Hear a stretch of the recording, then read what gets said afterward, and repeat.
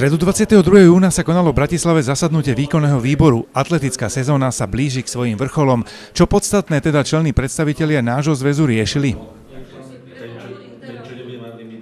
Hodnotili sme obdobie veľmi hektické, ktoré je za nami úspešne, jednak mimoriadne valné zhromaždenie, kde sme riešili stanovy Slovenského atletického zväzu, ktoré sme úspešne zmenili a sú v súlade s novým zákonom o športe. Takisto meeting PTS, 51. ročník, ktorý sme úspešne vrátili do života. A ďalej sme riešili nominačné kritériá na vrcholné podujatia športovcov, ktorí by sa mali zúčastniť vrcholných podujatí. A to naše úsilie celoročné, štvoročné smerom k olympijským hrám a samozrejme množstvo ďalších informácií a problémov, ktoré v súčasnej dobe atletika svetová, ale aj slovenská má. Zasadnutie výkonného výboru prebehlo, dá sa povedať, bez problémov.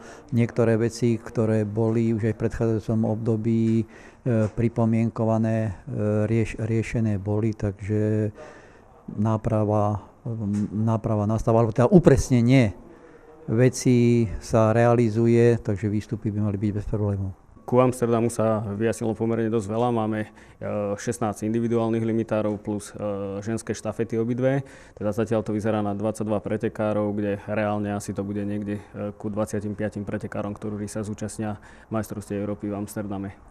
Čo sa ešte môže stať možno na majstrovstvách Slovenska najbližšie vzhľadom k tejto nominácii? Tak tam bude to dôležitá súťaž pre jednak nomináciu vo vzťahu ku štafetám, teda vybojovať si pozíciu v štafete. No a potom samozrejme sú tam otvorené dvere ešte pre ďalších potenciálnych limitárov.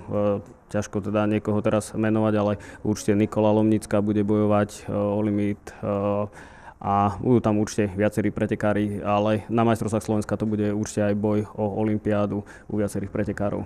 Prerokovali sme nomináciu na majstrovstvá Európy do 17 rokov v Tbilisi, kde máme zatiaľ 14 limitárov, z toho je 7 Ačkarov, zvyšok sú Bčkari. Možnosť splnenia kritérie stále do 3. júla, čiže čakáme, že by mohli ešte nejakí 2-3 limitári pribudnúť. Čo sa týka majstrovstiev sveta juniorov, tam máme 3 limitárov, Pešková, Černý a Meluš. Čakáme tiež, že by mohli ďalší splniť limit, či už Karin Svrčková na prekážkach, alebo Paťa Šlosárová na guli.